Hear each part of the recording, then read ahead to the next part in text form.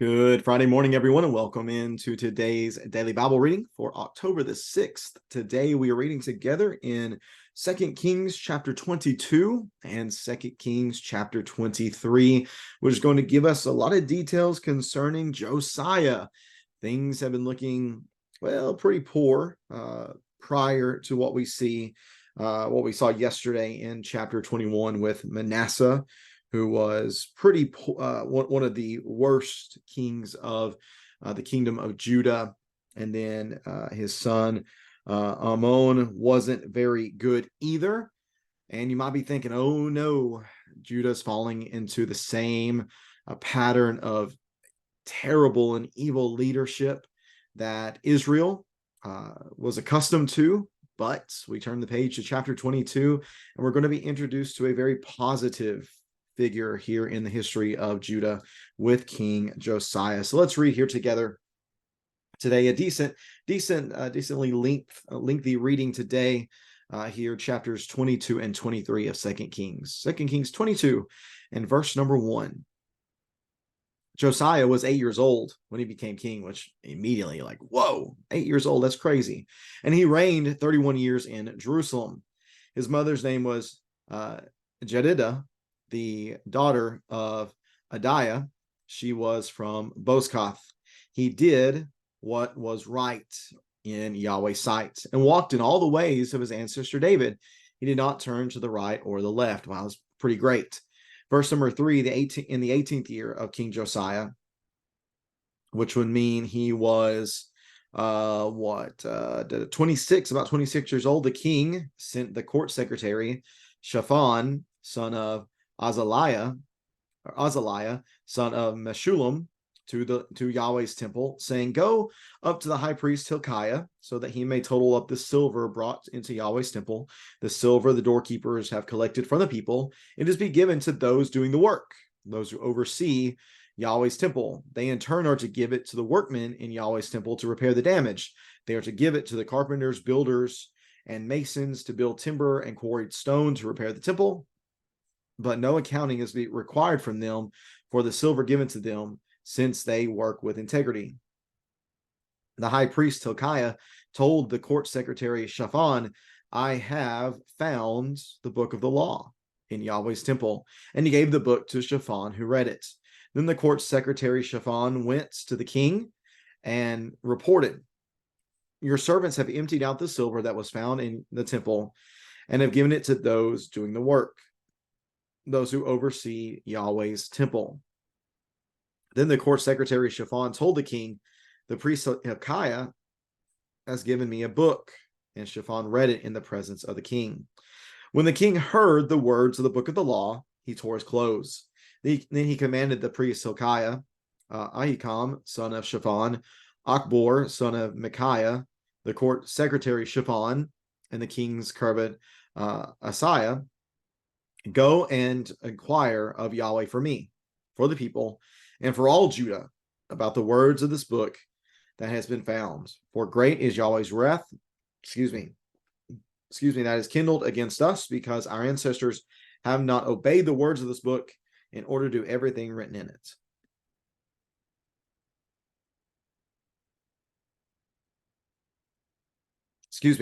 Verse 14, so the priests Hilkiah, Ahikam, Akbor, Shaphan, and Asaiah went to the prophetess Huldah, wife of Shallum, son of Tikvah, son of Harhas, keeper of the wardrobe. She lived in Jerusalem in the second district, and they spoke with her. She said to them, "This is what Yahweh God of Israel says. Say to the man who sent you to me, this is what Yahweh says. I'm about to bring disaster on this place and on its inhabitants, fulfilling all the words of the book that the king of Judah has read, because they have abandoned me and burnt incense to other gods in order to anger me with all the work of their hands. My wrath will be kindled against this place, and it will not be quenched. Say this to the king of Judah, who sent you to inquire of Yahweh. This is what Yahweh God of Israel says. As for the words that you heard, because your heart was tender, and you humbled yourself before Yahweh when you heard what I spoke against this place and against its inhabitants, that they have become a desolation and a curse, and because you have torn your clothes and wept before me. I myself have heard. This is Yahweh's declaration. Therefore, I will indeed gather you to your ancestors, and you will be gathered to your grave in peace. Your eyes will not see all the disaster I am bringing on this place. Then they reported to the king. Verse 1 of chapter 23 of 2 Kings. So the king sent the messengers, and they gathered all the elders of Judah and Jerusalem to him. Then the king went to Yahweh's temple with all the men of Judah and all the inhabitants of Jerusalem, as well as the priests and the prophets, all the people from the youngest to the oldest. He read it in their hearing, all the words of the book of the covenants that had been found in Yahweh's temple.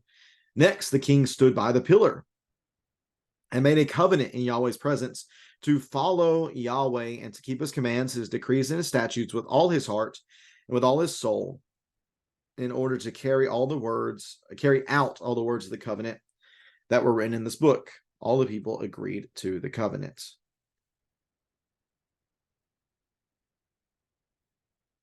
Then the king commanded the priest Hilkiah and the priests of the second rank and the doorkeepers to bring out of Yahweh's sanctuary all the articles made for Baal, Asherah, and all the stars in the sky.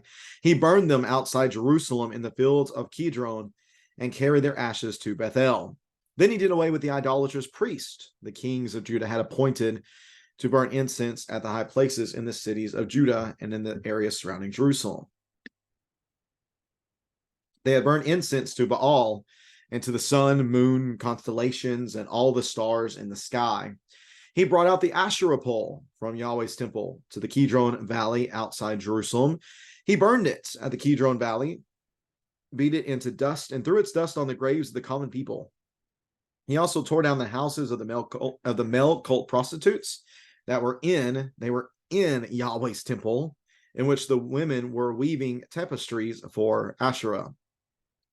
Then Josiah brought all the priests from the cities of Judah, and he defiled the high place from Geba to Beersheba, where the priest had burned incense. He tore down the high places of the city gates at the entrance to the gate of Joshua, the governor of the city, on the left at the city gate.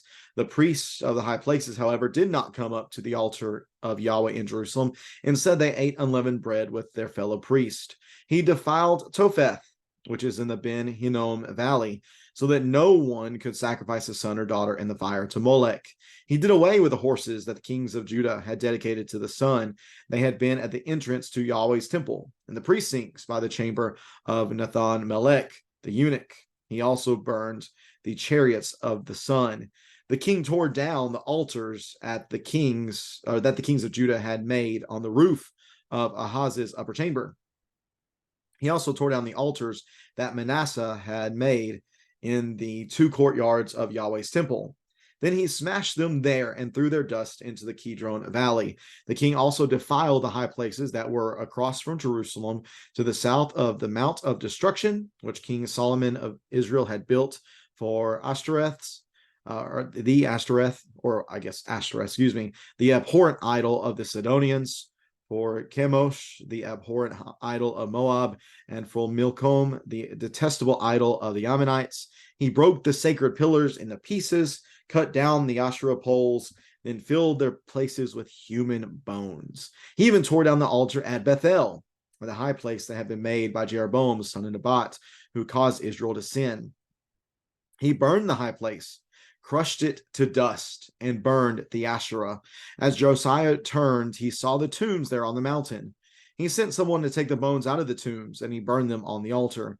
He defiled it according to the word Yahweh proclaimed by the man of God, who proclaimed these things. Then he said, "What is this monument I see?" The men of the city told him, "It is the tomb of the man of God who came from Judah and proclaimed these things that you have done to the altar at Bethel." So he said, "Let him rest. Don't disturb his bones." So they left his bones undisturbed with the bones of the prophet who came from Samaria. Josiah also removed all the shrines and the high places that were in the cities of Samaria, which the kings of Israel had made to anger Yahweh. Josiah did the same things to them that he had done at Bethel. He slaughtered on the altars all the priests of those high places, and he burned human bones on the altars. Then he returned to Jerusalem. The king commanded all the people, observe the Passover of Yahweh your God, as is written in the book of the covenants. No such Passover had ever been observed from the time of the judges who judged Israel through the entire time of the kings of Israel and Judah.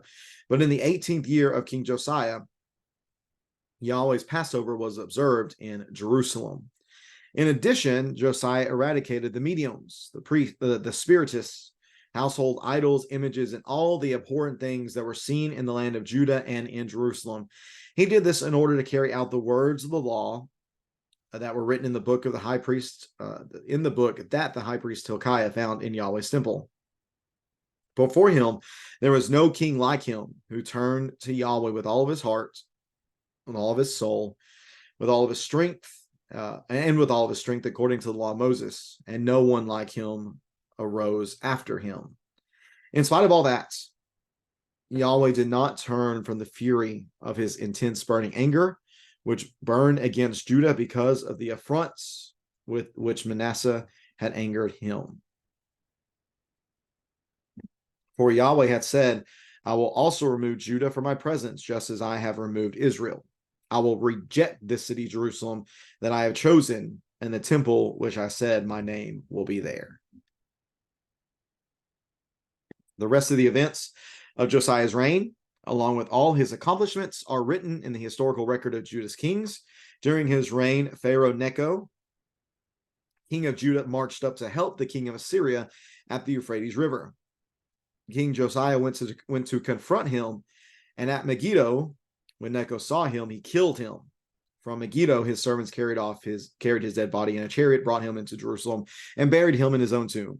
Then the common people took Jehoahaz, son of Josiah, anointed him, made him king in place of his father. Jehoahaz was 23 years old when he became king, and he reigned 3 months in Jerusalem. His mother's name was Hamutal, daughter of Jeremiah. She was from Limnah. He did what was evil in Yahweh's sight, just as his ancestors had done. Pharaoh Necho imprisoned him at Riblah in the land of Hamath to keep him from reigning in Jerusalem. And he imposed on the land a fine of 7,500 pounds of silver and 75 pounds of gold. Then Pharaoh Necho made Eliakim, son of Josiah, king in place of his father Josiah, and changed Eliakim's name to Jehoiakim. But Necho took Jehoahaz and went to Egypt, and he died there. So Jehoiakim gave the silver and the gold to Pharaoh, but at Pharaoh's command, he taxed the land to give it. He extracted the silver and gold from the common people, each according to his assessment, to give it to Pharaoh Necho.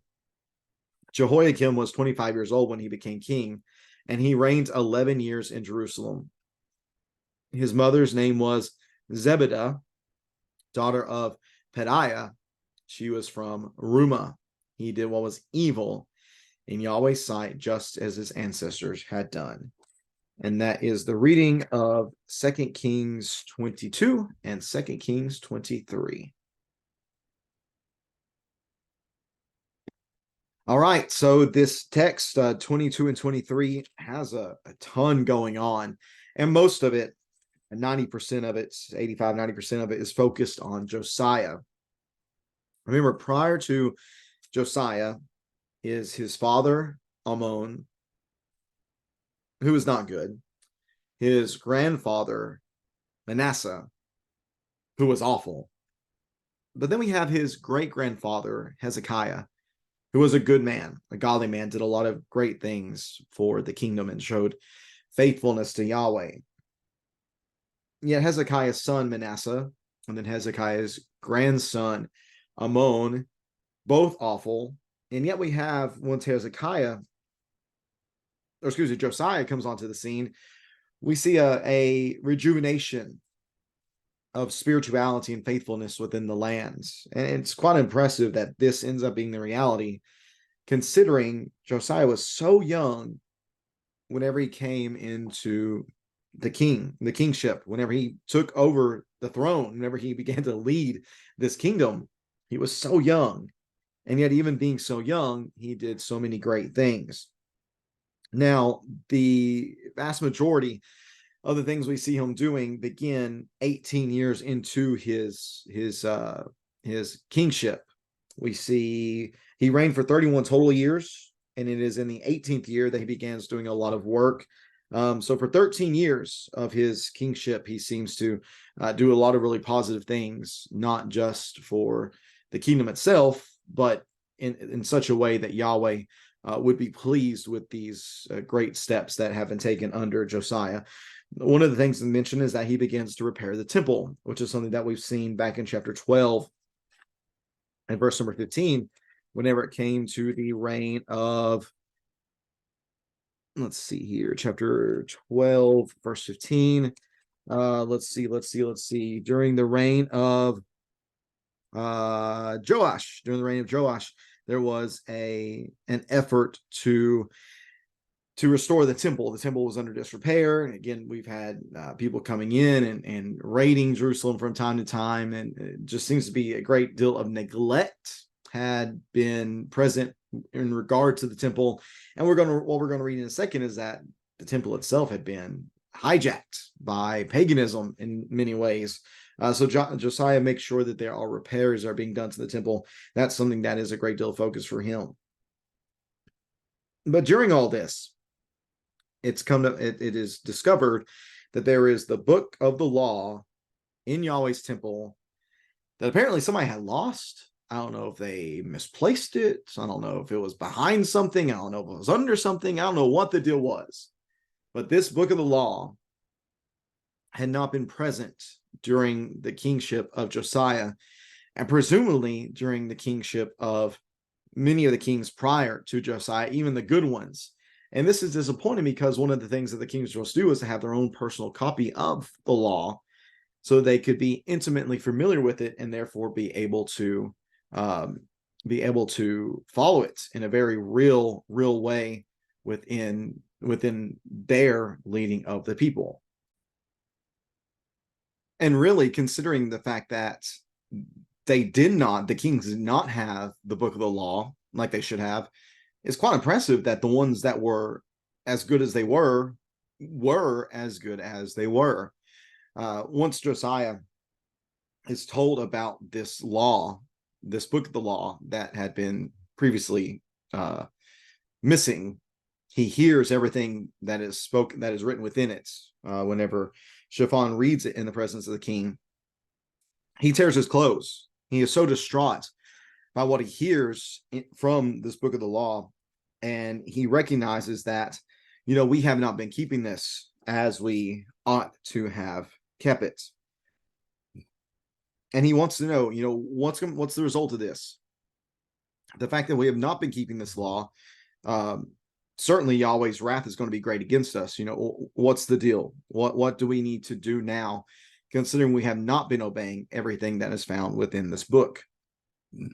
So this group of men that he selects, they end up going to the prophetess. Her name is Huldah, and they ask her for what is Yahweh's response to everything that has taken place, to the fact that the book of the law has been discovered, and that Hezekiah realizes that they have not been following what is found within it. So she says to them, well, this is what Yahweh says. Not good things. Not good things at all. I am going to bring disaster on this place and on its inhabitants, fulfilling all the words of the book that the king has read.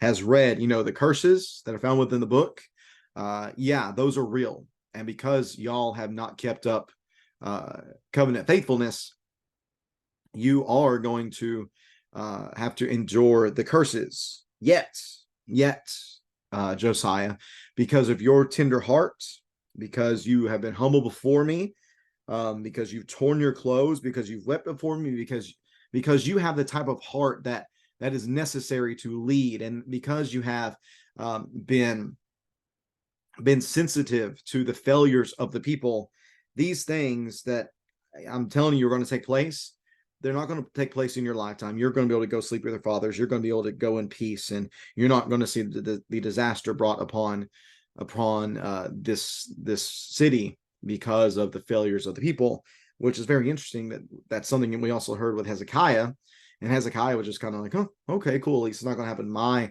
lifetime. But Josiah is different.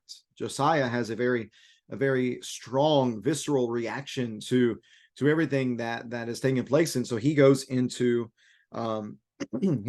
repair mode. Basically, he says, all right, people, we need to be in a covenant with Yahweh.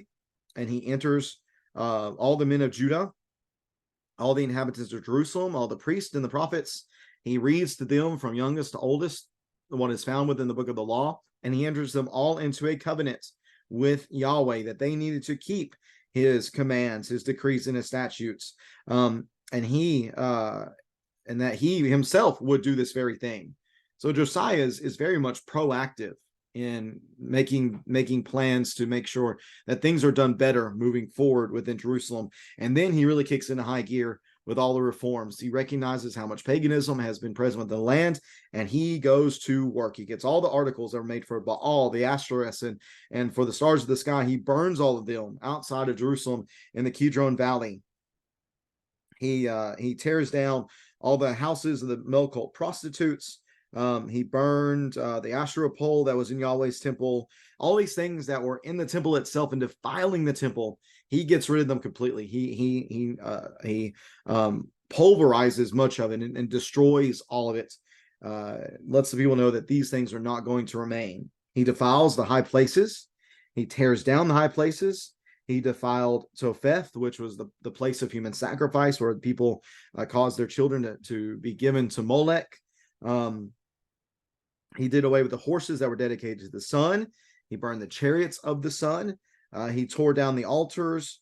He smashed them. He defiled the high places. He took the sacred pillars, cut down the Asherah poles. He tore down the altar at Bethel. He burned the high places, crushed it. He burned the Ashtoreths, he burned the Asherah. He not only took care of things that were present within Jerusalem, but he goes even into Israel's territory, back up to Bethel, and takes care of these things as well. He does the same thing in the cities of Samaria. And all of this, mind you, is something that was prophesied a long time ago, all the way back in chapter 13 and verse number 2. It was prophesied that Josiah would do these very things. Even specifically, it says how he would offer the pagan priest on these pagan altars, which is exactly what he does in verse number 20. And then at that time, he returned to Jerusalem. So there's really two fronts upon which Josiah puts forth a lot of effort, or I guess three. We'll say three. Number one is he wanted to make sure the people entered into covenant with Yahweh, that they renewed the covenant, that they took the covenant seriously. Number two, he had a very direct attack, offensive attack against pagan worship. He did away with it. And then number three, what he does is he makes sure that they observe the Passover, as it is written in the book of the covenant. He did what they had neglected. Now, I read in verse 22 that no such Passover have been observed. So that language is interesting.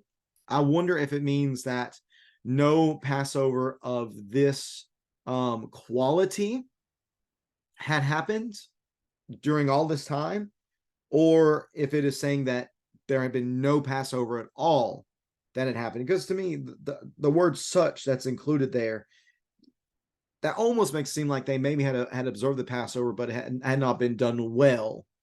That's a possibility, but also possible as well that they had just not done it at all. There had been no observance of the Passover that had been done. And think about how crazy that is. Think even if it was poor Passover that had been observed, even that.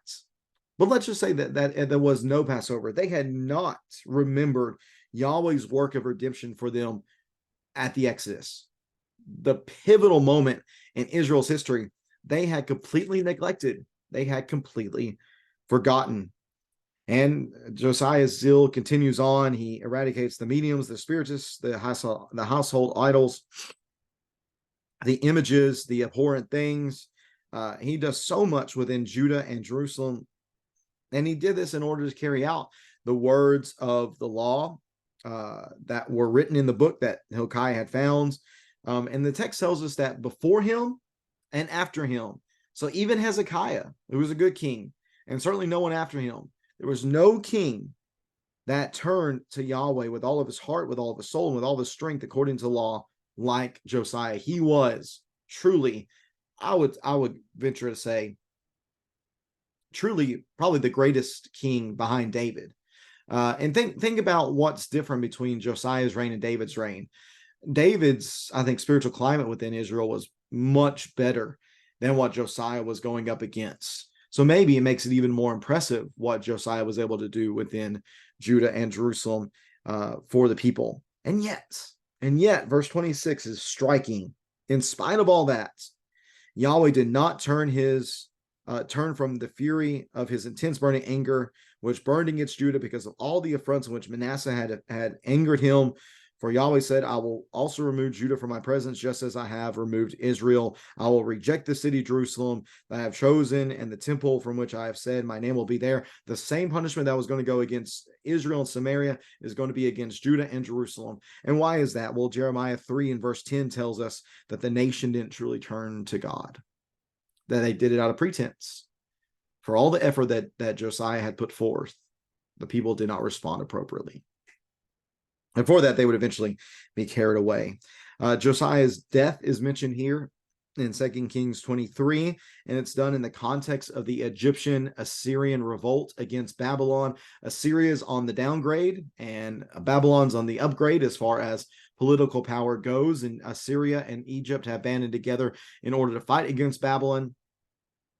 And for whatever reason, Josiah felt it necessary to go and to fight against King Necho of Egypt. And this was really a stubborn move on his part. He should not have done it. I believe we're going to see elsewhere that God warned him not to do this, yet he did it anyways. He put himself in disguise and went out and ended up being killed. So a great reign of Josiah ended in a really sad, unfortunate, and really avoidable way. But so it is with the life of Josiah. We should expect have something within his life for us to shake our head at, because again, that what we expect from the kings of Judah, not even to say about Israel. After he dies, the people choose Jehoahaz to be the next king, which probably tells you a little something. This was the popular choice, not the procedurally correct choice. And Jehoahaz ends up being like the people. He was an evil man who did what was evil in Yahweh's sight, just as his ancestors had done. And he ends up being someone who did not do much for Israel. The text says that, let's see here, that Pharaoh actually ends up making Eliakim, the son of Josiah. He ends up making him the king, and really ends up being a puppet king for Egypt. The people suffer for that. There's a great tribute that is placed upon Judah, and the people end up paying that tribute. And the text tells us that, again, like Jehoiakim ends up being evil and doing evil in Yahweh's sight. So taking these two chapters together again, chapters 22 and 23, 85-90% of it really good. Josiah is doing great work. He's trying to bring the people, bring the nation, we'll say it that way, bring the nation back to Yahweh and to submit themselves in covenant with Yahweh. And yet what we recognize is that leadership can only do so much, which is a very interesting thing to say, since we so often blame so much of the failures of Judah and Israel on leadership. But even whenever you have a good leader like Josiah, he can't force the people to turn to God. He himself turned to God with all of his heart, soul, and strength, but he couldn't force the people to. And because of that, once he's gone, well, they select the type of leader that they actually want. Someone who is evil like they are. Someone who allowed them to do what they wanted to do.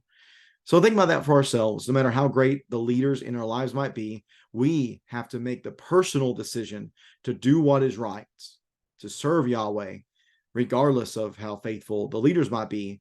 we ourselves have to embrace our own faith and live it out in our own lives. If you have any questions or comments about these texts here in 2 Kings 22 and 23, please feel free to leave that in the comment section below. And I appreciate you taking some time to read along with me on this Friday. Hope you have a great rest of your Friday, and we'll be back at it again tomorrow, finishing out the book of 2 Kings, this text, reading chapters 24 and 25 together tomorrow. Hope to see you then. Take care, and God bless.